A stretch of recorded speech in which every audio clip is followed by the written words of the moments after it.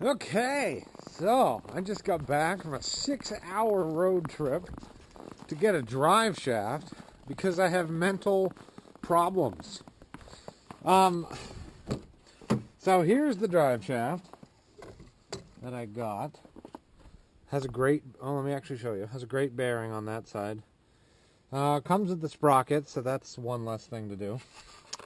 And here's the drive shaft that I took out.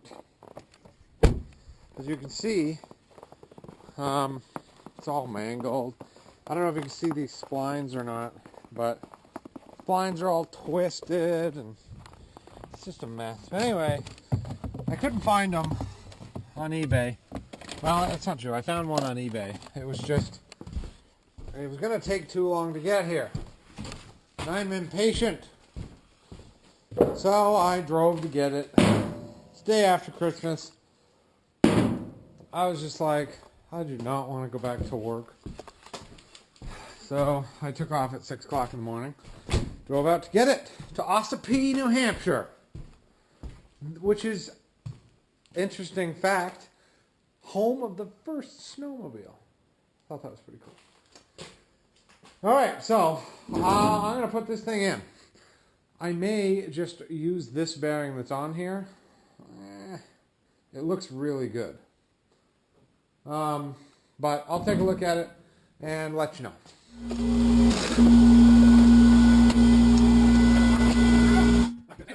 Drop your track. It is so much easier to do everything if you just do that simple step. I don't know why I avoid it for so long, but it's really simple. It's 4 bolts. Drop the track. Now it should be a breeze to get that new axle inside of there. I think I'm going to leave this all together. This bearing looks really good. Let me cut these off. This process sucks. Putting a drive shaft in a snowmobile is like the worst thing ever. I don't know if this is going to get you a good shot, but it's just ridiculous. So I got it in this far. And now I have to get that end in the little hole. But these teeth absolutely stick on everything. Okay, now that's through the freaking hole. Now the teeth are stuck on the track. You gotta wiggle it. That was a lot easier than I thought. So there. Now this side is sort of in there. This track is sort of in there. I don't know. I guess that was a lot easier than I thought. What I'm doing here. Just filing down the teeth on the end of this shaft. Apparently I did not check it well enough, and it looks like it was either hammered or dropped. Most likely hammered because a lot of these, I don't know if you can see that well enough, but a lot of these just have a little bit of a flange here. So I've got a nifty little file here, and I'm just going like so until it's nice and smooth. It's hard to hold the camera at the same time, but eventually it gets to a point where it's not buggered anymore. Anyway, that's what I'm doing. I have the shaft back in. I decided to take the skid out because I was sick of fighting with it. But the drive shaft is in. This was a little bit sketchy because these bearings have a flange on them on one side and not on the other. And at first, I put it on with the flange out. And with the flange out, I had like a 1/2 inch of shaft showing. And I was like, that can't be right. And when I looked at this washer, it looked like it was only touching on that flange part. But I didn't like it like that. So I flipped it around. It went in and then it stopped. And these were pretty tough to get on. You can see these nuts are all buggered.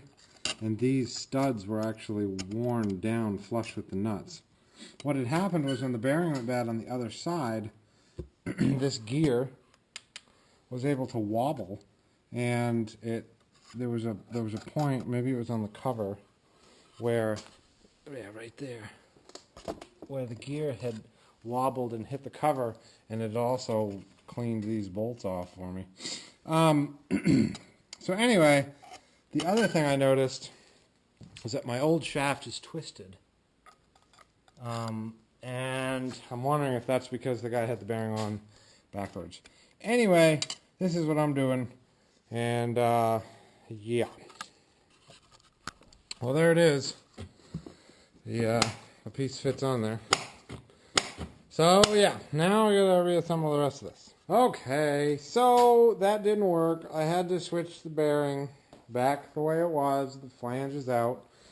But I pulled it all apart, pulled the bearing back off, pushed it back on, just got the chain assembly on. Now I'm going to throw this on, and I should be able to button this up, and I should be done.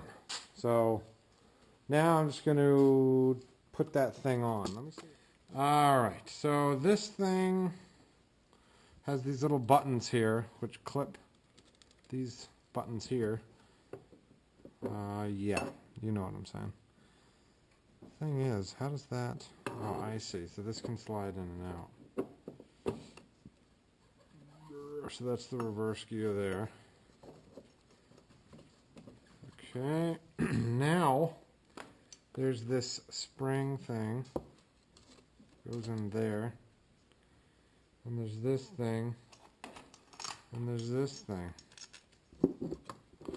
This one holds the whole shooting match together. So that should be how it's assembled. There's a little fork that pulls under there that pulls this thing out to engage reverse. Actually, it's pretty cool when you think about it.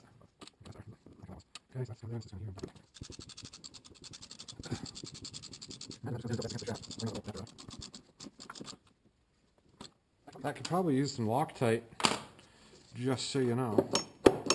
Alright, so that's pretty good. Alright, so now I'll put the case back on.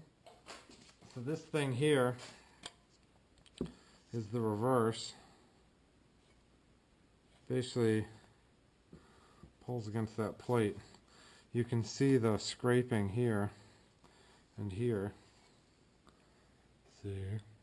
I think I'm going to clean this out first and then put it on. Alright. So now somehow this thing needs to slip over that thing. I don't know how that works, but how do you know when it's behind it?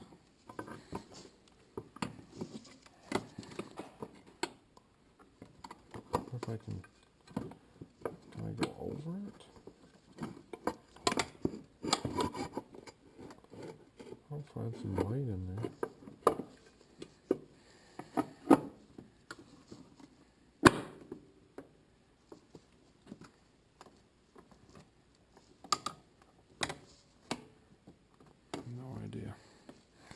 Alright, I need a flashlight.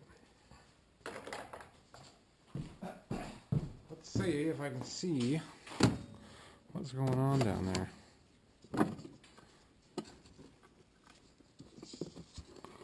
Okay. So,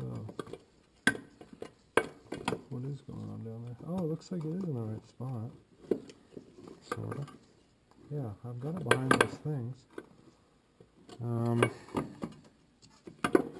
So if it's behind those things, let's throw a bolt in here. And a bolt in here. And see what happens. Alright, so last night, I know this is the different sled. Last night, the camera battery died, and I was like, I am not waiting to put this back together. So here it is. It's back together. I installed a quick disconnect for the battery because the battery is hidden under there and you have to remove a bolt to get to it. So I've got it charging, and it looks like this battery is toast. So I'll reset it and see if it helps. Then you keep charging it over a couple days with this battery tender. It desulfates it, and sometimes it's able to get it to work, but I drove it around. I got it all back together, greased it up, drove around the yard fine. I've got to run some gas through it, probably some fuel injector cleaner, maybe some dry gas. I don't know if I have any lying around. I think I've got a can of dry gas here. Yeah. Anyway, I want to run some of that through because the gas is kind of old. It's been sitting for many years, 2, 3. So yeah, that's what I'm doing. So I don't think the starter gear, I don't know if it's a solenoid or what, but it does this.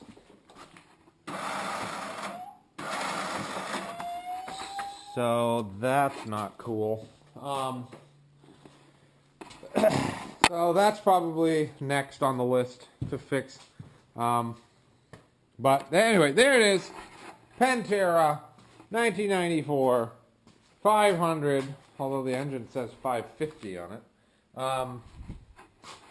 Drive shaft install. Wisdom from doing a drive shaft. Don't ever do a drive shaft. That's the first thing. Secondly, get in here. Right down here, there's a grease fitting. It's actually really easy to get to. It's right there. Oh, good old greasy. Look at that. There's a grease fitting right there. Grease that thing every time you ride it. Just squeeze a little grease in. It's such a simple thing, and it'll save your stupid bearing down there, which is a pain to replace. The biggest pain was the track. The track was obnoxious to maneuver and to manage and to get the skid in and out, to get the skid back. Oh, maybe it was because it was at the end of the day, but I fought with that thing for like 45 minutes trying to get the damn skid in the right place. So, you don't know. Keep it greased. It'll help. So, yeah, thanks for watching.